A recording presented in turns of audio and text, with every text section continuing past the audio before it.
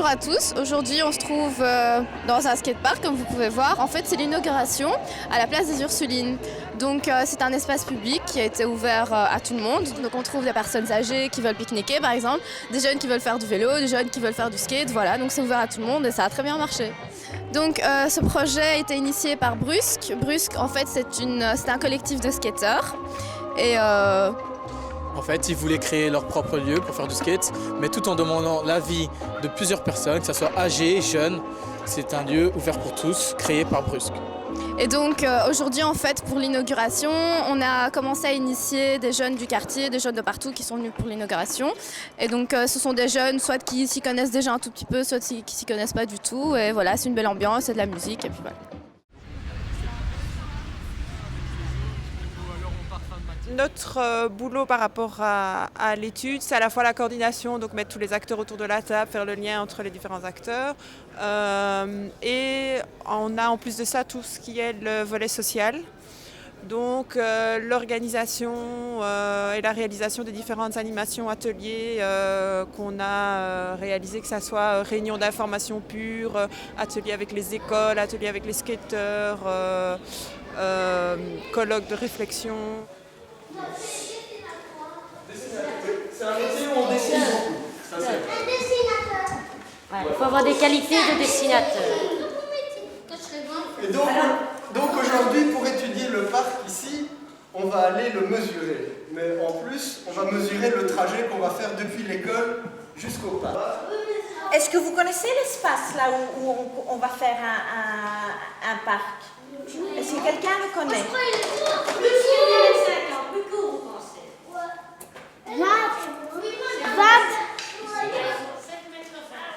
Qu'est-ce qui est plus long? Celui-là. Par là ou par là? Par là, c'est plus long. Alors, On va continuer? Vous êtes prêts? Donc on va aller faire une visite là. C'est là que Andrea m'a demandé de dessiner un parc pour faire du skate. Et je vous rassure, c'est pas très loin parce que sur la photo, on voit votre école.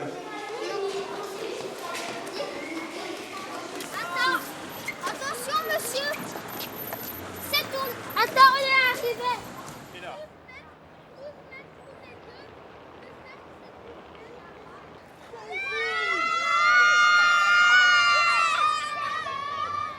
c'est 400 Entre 70 et 80.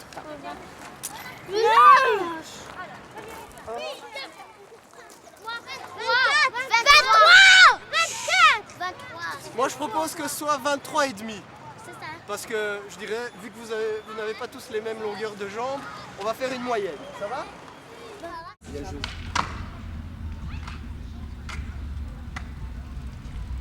On a eu dans les discussions par rapport au Square des Ursulines un très bon contact avec le home qui est juste en face. Et donc l'idée c'est une après-midi ou pendant une heure ou deux discuter avec les pensionnaires et les skateurs. Et donc c'est pour ça que je disais qu'on espère qu'à l'inauguration, même plus tard, les skateurs viennent chercher les petites charrettes des vieux pour aller sur l'endroit. Enfin bon, ça paraît très idéaliste et utopique, mais pourquoi pas. Voilà.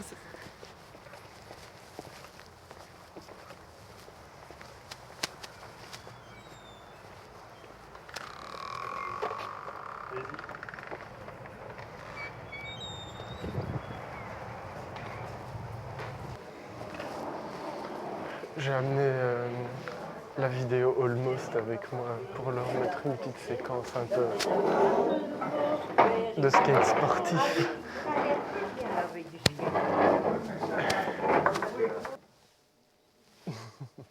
Voilà, bonjour. Donc, comme l'a dit Andrea tout à l'heure, moi je suis l'architecte qui s'occupe des travaux du chantier ici en face.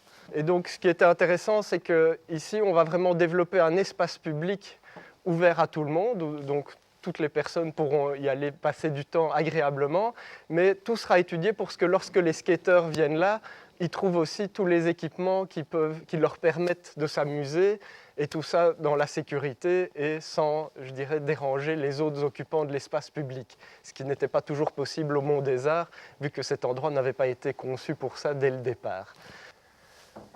Je vais peut-être aussi vous faire une petite historique du skateboard. Donc, c'est un sport qui existe depuis les années 50, donc 1950. Le problème avec la mer, c'est que les vagues n'étaient pas intéressantes à toutes les heures. Donc, ils se sont dit, on va inventer des planches avec des roulettes, comme ça on pourra s'entraîner sur la terre ferme quand les vagues ne sont pas intéressantes. Comme ça, on sera plus performant. Donc ça, c'est sur l'eau. Et donc, à l'époque, ils ont inventé des planches très très simples, vraiment toutes plates, avec des roues qui étaient encore en argile. Alors qu'aujourd'hui, les roues sont en polyuréthane, donc des matériaux plus synthétiques, plus souples, plus adaptés. Et ils ont découvert qu'en Californie, par hasard, les piscines avaient toutes les fonds arrondis. Donc ça leur a permis d'aller faire des figures dans les piscines quand elles étaient vides. Vous voyez, là, il y a un skateur qui profite de la courbe pour monter au sommet de la piscine. Après, vu que les piscines n'étaient pas toujours vides, ils se sont mis à construire eux-mêmes des nouveaux obstacles. Donc c'est comme ça que sont apparues les rampes qu'on voit parfois à la télé. Hop. Et donc ça, c'était les premières formes, hop, qui ont ensuite évolué avec, je dirais, plus d'espace entre les deux parties courbes. Donc ça a permis aux skateurs d'aller encore plus haut pour faire leur figure. Le bruit qu'ils vont faire en face de la maison de repos, c'est une maison de repos. Voilà. C'est sa définition. Alors les gens font leur sieste après le dîner. Eh ben, elles ont besoin de silence pour faire leur sieste. Mais ça, on a fait attention à ça. On a étudié les matériaux qu'il y avait sur les planches. Donc c'est des roues assez dures. Et pour qu'elles ne fassent pas de bruit, on a remarqué qu'il fallait un revêtement de sol très très lisse. Donc pour ça, avec notre... Il y a des enfants qui crient.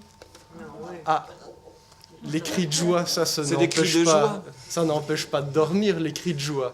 C'est moins bien. C'est vrai? Ah, oui, il y aura des jeunes en semaine, je dirais entre 4 heures et 6 heures. Et je dirais c'est les heures où le trafic automobile en ville fait beaucoup plus de bruit que des jeunes qui parlent ou qui rigolent. Et le soir, on va faire un éclairage qui diminue progressivement pour que justement les skateurs ne puissent pas faire de skate tard le soir, parce que ça non plus, c'est pas acceptable. Il faut un moment qu'ils arrêtent.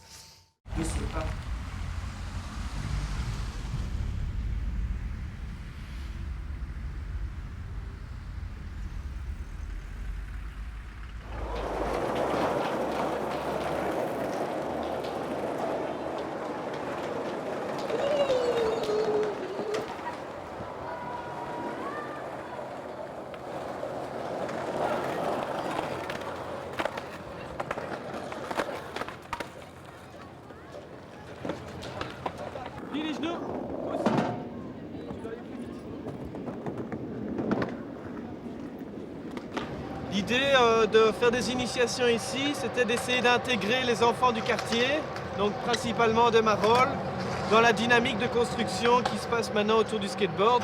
Donc l'espace des Brigitines qui est ici derrière et les Ursulines qui se construisent devant chez vous.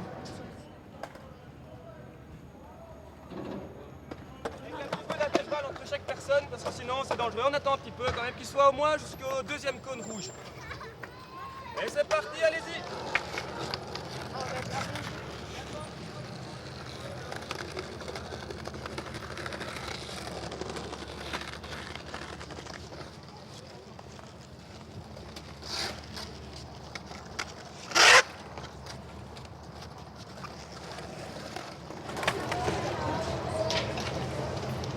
Si ça avait existé dans notre temps, des trucs comme ça. Hein? On détermine les groupes. On met la Toi tu commences, toi t'es déjà venu. On va faire deux groupes. Les groupes de ceux qui sont pas encore très à l'aise et ceux qui skient déjà depuis un peu plus longtemps, avec les plus grands. Ok. Les autres, vous allez avec Chaton.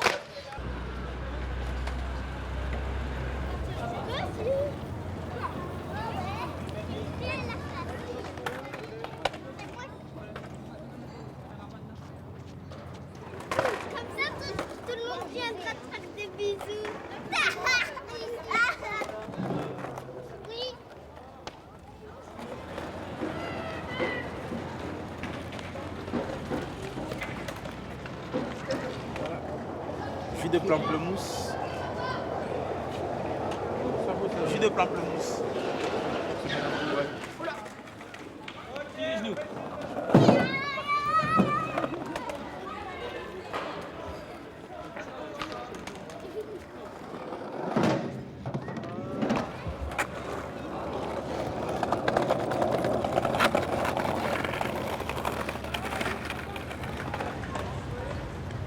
Donc les personnes âgées ont bien réagi par rapport au projet.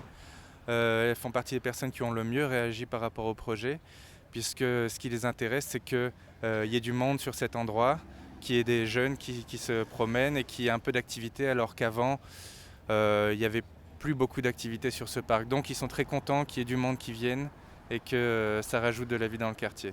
En quelle matière va être la piste de skate qui va la fabriquer? La piste de skate, elle va être fabriquée pratiquement dans sa totalité en béton. Et qui va la fabriquer, c'est nous. La société, l'entreprise.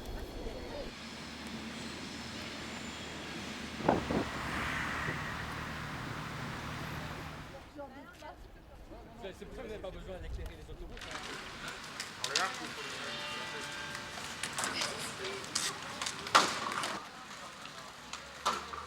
Le skate apparemment s'est imposé avec le temps comme le moyen le plus évident et le plus rémunérateur, on va dire, en termes de plaisir ou en termes de réappropriation pour des jeunes de s'approprier leur environnement, quoi, de faire en sorte que leur environnement leur soit moins étranger, on va dire.